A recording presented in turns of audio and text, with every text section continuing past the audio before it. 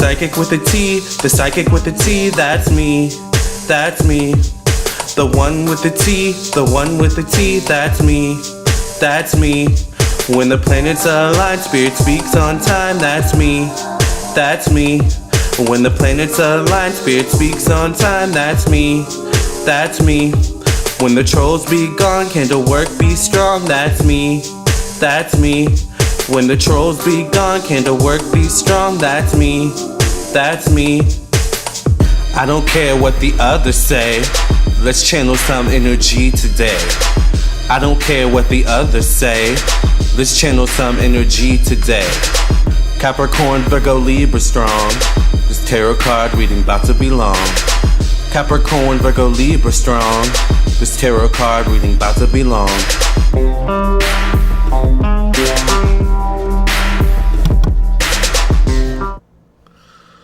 Hi everybody, welcome to my video. I am Lamarr Townsend Tarot. I'm a tarot reader, a psychic and energy channeler, and an astrologer, and I thank you for being here. Make sure that you subscribe to my YouTube channel and make sure you hit the bell next to the subscribe button. And if you want a personal reading from me, this is my website, lamarrtownsendtarot.com. Make sure you also follow me on my TikTok, Instagram, and Facebook. At Lamarr Townsend Tarot is my handle on those platforms. I am available for readings, and I would love to read for you. So if you would like a reading, definitely check out my website, lamarrtownsendtarot.com.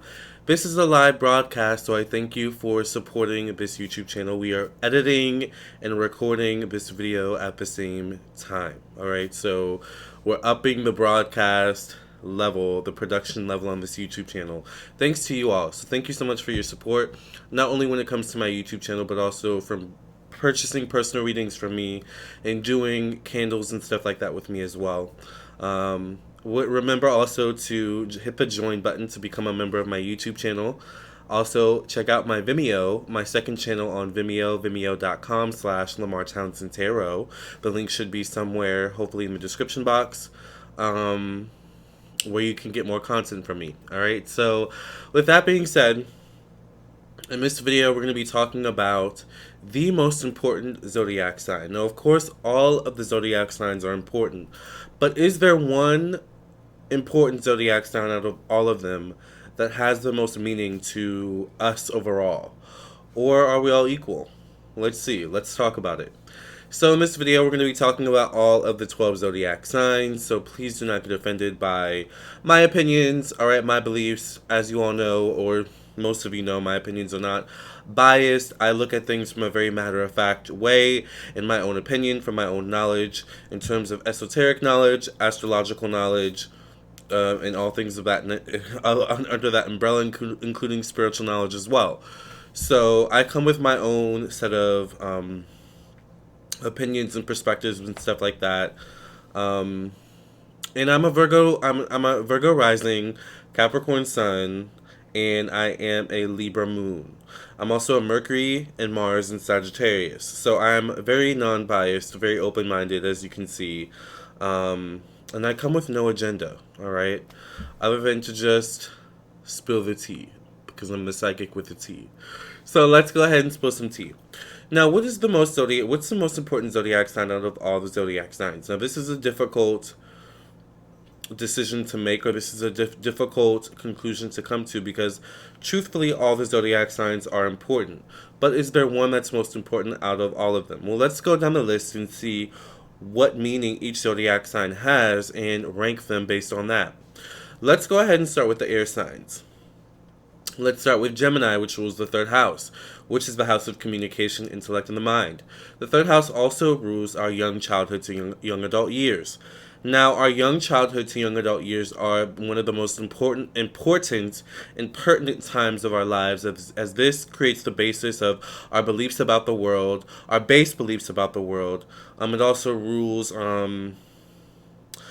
things that we believe about relationships and about people and truly the world around us in terms of race relations and cultures and different cultures and stuff like that initially comes from the third house. Now, it's actually the ninth house once we get older, past our young adult years, past our late 20s and 30s and stuff like that, is when we get into the opposite energy of Gemini, which is the ninth house, which is Sagittarius.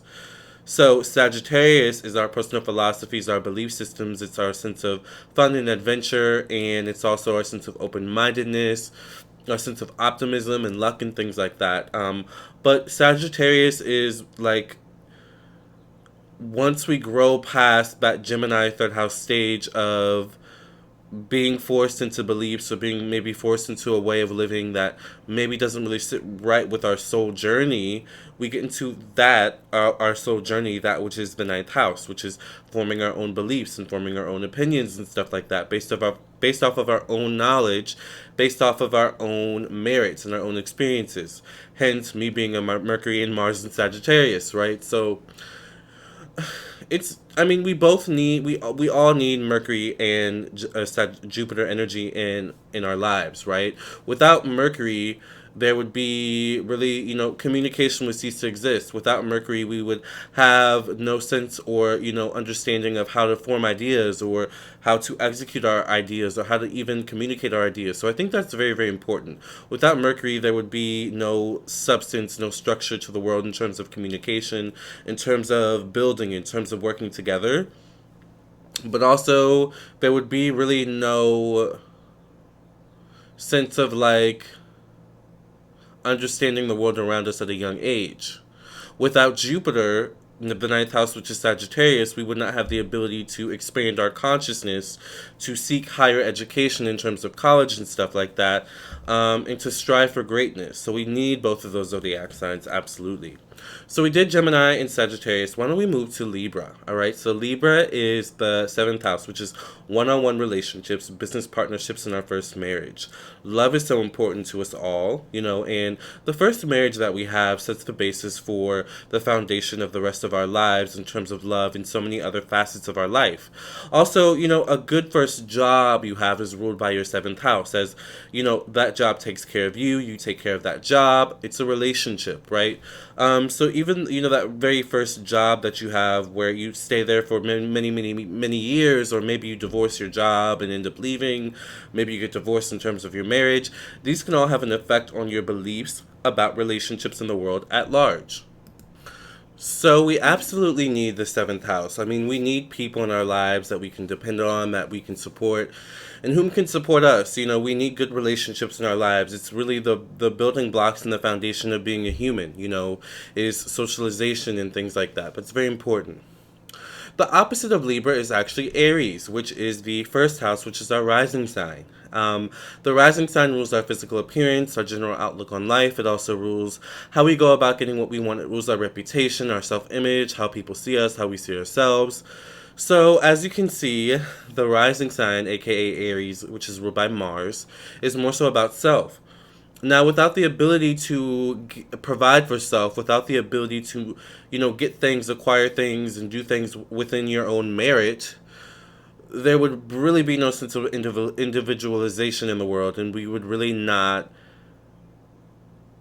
have a sense of self without the rising sign. The rising sign gives us a sense of self. The rising sign is also the first impression that we make as well. So when it comes to Aries energy, the rising sign, it's very important when it comes to the makeup of who we believe ourselves to be and who other people believe ourselves to be.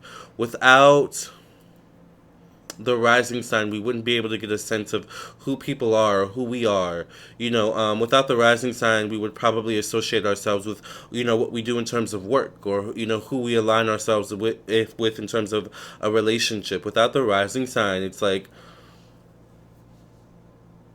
it would be like we would always be living our lives for the next Facebook like, kind of like we live our lives now, but some people are able to say, kind of break themselves away from that and say, no, I'm not the money in my bank account, I'm not the likes I get on Facebook or social media, I'm not this or that. This is who I am based on my rising sign.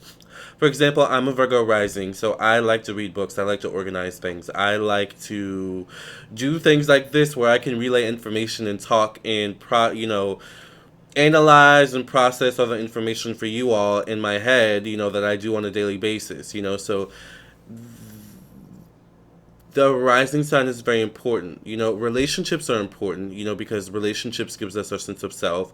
But having our own sense of self, with ourselves is very important, because otherwise, it would be like, people would only associate me for, without the rising sign, it would be like people would only associate me for doing YouTube. But without my rising sign, or without rising signs in general, the first house, it would kind of be like, well, I do YouTube and people really like YouTube, so I must be the YouTube guy. That's my life. Everything evolves around YouTube.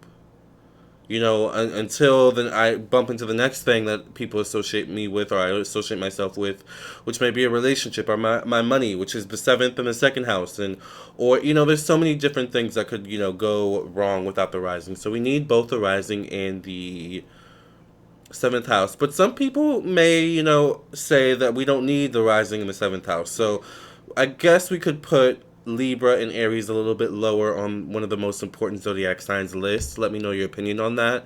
I'm just going by general what we need, in terms of surviving on a human level. Technically, we could survive without, the seventh and the first house, Aries and Libra. But what are you thinking? Let me know. All right, lastly, to end off the fire signs and the air signs, let's do Aquarius. Aquarius rules Uranus, or is ruled by Uranus, which is the 11th house. So this is friends, acquaintances, social groups. Aquarius is also our sense of self as compared to society at large, all right? Aquarius is also humanitarianism. So humanitarianism is very, very important. Someone who's selfless, who gives back to the world, who gives back to the people we need in this lifetime. Also, Aquarius is, Uranus is all about unpredictability. Aquarius and Uranus both rule technology. 11th house rules technology. So we definitely need Aquarius, especially in this day and age in 2020 and beyond, where technology basically rules our lives. We're in this sort of pandemic situation going on, and we have a lot of protests going on. So we need people who are, being selfless at this time. We need people who are not afraid to put themselves in the front lines and to fight for justice and stuff like that. So Aquariuses are definitely those types of people, and we need that energy, period. And also, they're great inventors too. So we need people who invent things, who are not afraid to march to the beat of their own drum, go left field while everyone's going right. The opposite of Aquarius is actually Leo. Leo rules the fifth house, which is creativity, our self-expression. It rules the relationship to the public and how we deal with the public. Leo, the sun, actually rules our connection to our life purpose and our higher self. You didn't think I would say that, did you? Leo also rules our connection to children. So children are very important in our life, in our relationship with children as a collective society is very important. Protecting our children, that's fifth house energy, that's Leo. But also our connection to our life purpose and our higher self, meaning why we come into this lifetime. What is our life purpose? What are we meant to do in this lifetime? That is all connected to your fifth house, your rising or your sun sign, which is traditionally ruled by Leo.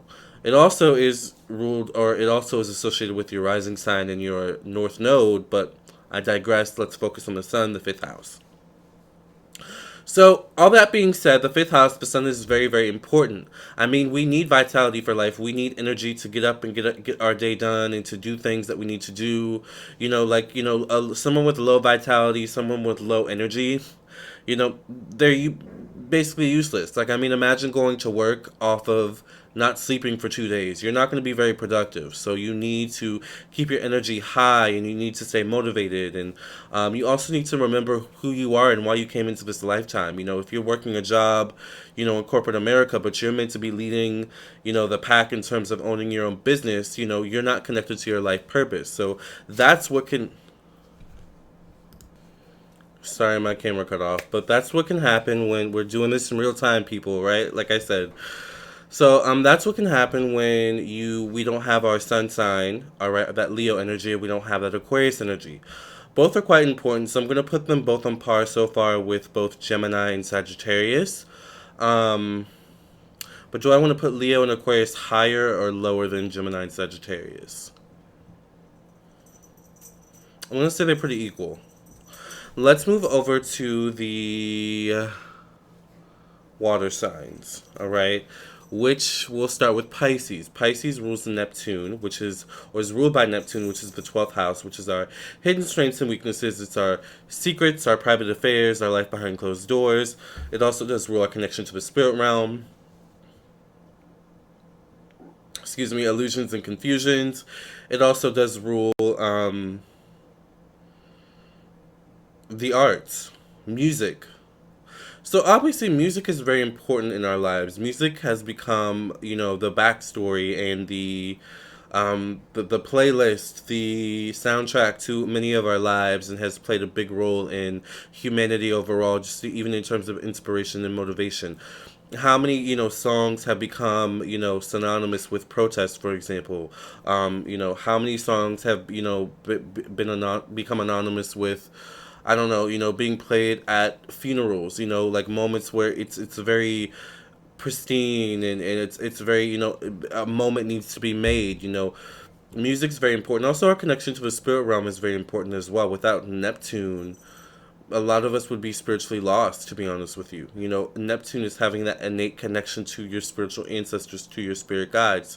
Why do you think Pisces are always the types of people who are daydreaming and who, people always, don't understand? They're always seen as the people who are crazy, and are yelling, or getting up, uproar, getting in an uproar about nothing, but really they feel very deeply. They're the feeler sign. They're a feeler sign. They're very intuitive. They're very much connected to the spirit realm. So a lot of times the ancestors will speak through Pisces or Pisces energy.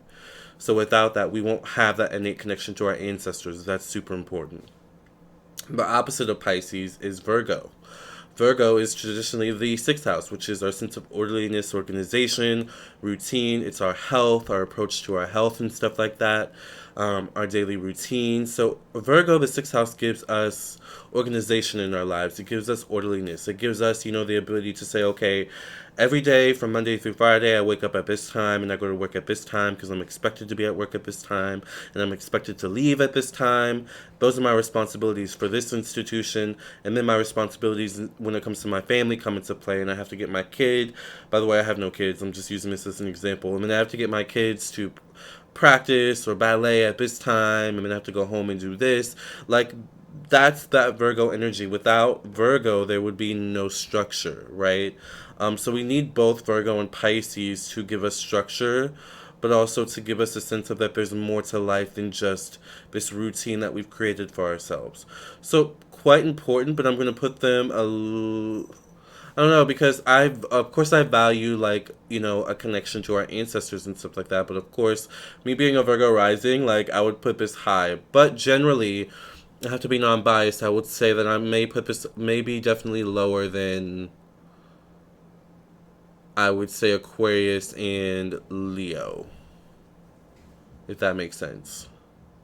So far it's Aquarius and Leo, then it's Pisces and Virgo, and then I would put Gemini and Sagittarius. I don't know. Anyway, so far. Okay, so let's move on now to Capricorn and Cancer. So Cancer is traditionally ruled by the moon, which is the fourth house. So this is our emotional, how we express our emotions, and it's our emotional reactions. It's our connection to our family and our home. Is Cancer energy. It's also a relationship to our mother, and it's what we need to feel emotionally secure. So without the Cancer energy, without the moon, there would be no connection to our mother. No connection to the mother energy. Mother energy would probably feel displaced. So they would have no where to assert their love or their nurturing energy.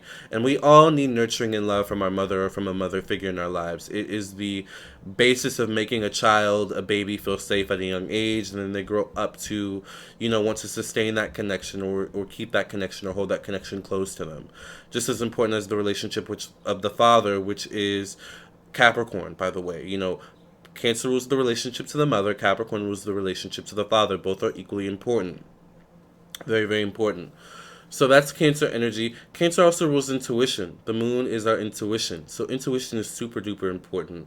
And without Cancer energy, Cancer rules motherhood. So without motherhood, there wouldn't be a lot of people on Earth, would there? Right? Like, show people are literally birthed through women, through feminine energy, through the Cancer energy. So that's just what it is. That's important. We have to put that pretty high up the list, right? And then we have Capricorn, which rules fatherhood. It also does rule our professional destiny, our status in society. It rules time, the past, and karma. Very, very important. Karma is important because, we want to work through our karma, not only from this lifetime, but also from past lives. Karma is like our spiritual credit score, I guess you could say. So it's like you want to have good karma, but you always want to be working through, old karma and stuff like that, because old karma, based on whatever your belief of karma is, but my belief is that karma is something that we always have to work through, rectify, and it's like kind of intertwined with the lessons we need to learn to advance to the next level. Nonetheless, Capricorn also rules fatherhood. So this is where the father steps in. And the father, which is more so of a disciplinarian and a nurturing energy, as Capricorn is ruled by Saturn, the 10th house. So Saturn is definitely not known to be lovey-dovey, definitely not known to be a planet that's nurturing. It's more of a disciplinarian. It helps Capricorn to be self-disciplined and to be focused on their work and to be focused on their goals and their aspirations, and to, be focused on their money and maintaining economic security. Without that, I mean, also Capricorn Saturn is like the structures in the world overall, like the police and stuff like that, the disciplinarians in terms of that kind of energy.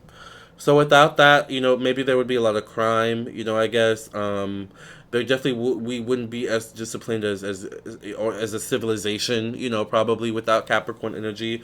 So that's pretty important. With Capricorn also comes like a hierarchy, a social hierarchy, because Capricorn, aka Saturn, rules status in life and stuff like that. So you know, Capricorn is like having people who are experts at their job. We need that kind of energy as well. We need hard hitters when it comes to that type of energy. So I'm going to put Cancer and Capricorn pretty high on the list.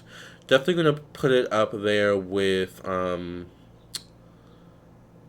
Gemini or Leo and Aquarius. But I think I'm going to put Cancer and Capricorn first so far on this list because... But Cancer before Capricorn, by the way, because it all starts in the home. It really does. It all starts from birth, from childhood. What's your mother like? What's your father like? What was their relationship like? For example, if in your chart, I just recently did a reading on a birth chart reading for a client I think he had his Saturn in opposition with his moon. And I was asking them, I was like, yeah, does your father and your mother have like a bad relationship, or are they not like close? Do they have different personalities? They were like, yeah, they do. Like, they don't get along. I was like, that's your Saturn and your or your moon being in opposition with one another in your birth chart. So anyway, that's important. All right. Lastly, Scorpio and Taurus. Scorpio is the 8th house. So this is death, rebirth, regeneration, evolution, spiritual growth, spiritual change, our reactions to crisis and change. The 8th house also rules our subconscious. It rules the occult. So of course, naturally, I'm going to want to put this high up on the list, right? The occult is my industry, I guess, my life's purpose. So the 8th house is very important. Scorpio is very important because without the 8th house, we would not have the spiritual knowledge that we have currently. We would be stuck in 3D, 2D. We would be we would not advance much as a society. There would be definitely, low morals in society without the 8th house because, throughout civilizations, we've grown morally, spiritually to, even regard animals as, for example, as a form of life that deserves to live. That's 8th house energy. That is growing, spiritually and evolving and learning, spiritually that we don't maybe need meat as much as we think. I'm just using this as an example, by the way, because the spirit is what is most important. Spirit, mind, body. Mind, body, soul. That's the thing going on with that. Taurus is the 2nd house, which is economic security, our personal finances, our money. That's Venus energy. So that is Taurus energy. And without Taurus, I mean, we wouldn't have money. Our monetary system would be janked up, or there wouldn't be a monetary system. So how would we exchange goods? How would we exchange services? That kind of needs to be regulated because I mean, that could be a whole thing. People could be bartering for toothpaste, or it's just like it's good to have second house energy in our lives. Money is not the root of all evil. It's what people do with the money, which is also the second house. How are you spending your money? I mean, if people are spending their money for good, donating to causes, we need that too, right? So this is a toughie, you all. Like, what is the most important zodiac sign? I kind of want to say Cancer. That's my opinion, because without women, without femininity, without the act of birthing a child, which, by the way, the eighth house, Scorpio, technically rules the genitals, which is actually where children are birthed from. So maybe you would say Scorpio in the technicality. I'm still going to stick with Cancer. Because Cancer is also our emotions. It's how we express ourselves. And really, even as a child, emotionally, that's one of the first things you're connected to is your fourth house. You feel an emotion and you act on it. You cry, you laugh. You may not know what's going on, but you're still crying or laughing even as a child. And I feel like this is the same for all animals on Earth for the most part, all right? They may not come into this lifetime knowing the language of the species they're born into, but they know the language of emotion, all right? I think that's important. Okay. So I would like to know, in your opinion, what is the most important zodiac sign? Let me know in the comments below. I would love to hear from you. I would love to hear your opinion. Remember, if you want a personal reading from me, check out my website, LamarrTownsendTarot.com. Make sure you hit the subscribe button, okay? And thank you all so much for listening and watching. I'll see you in the next video. Stay safe out there. Stay sane. And remember, this was not a biased video, just my personal opinion. And my personal opinion does not have to be biased. All right. Love you all. Stay safe. Peace out. I'll see you for your own personal reading, or I'll see you in the next video. You choose.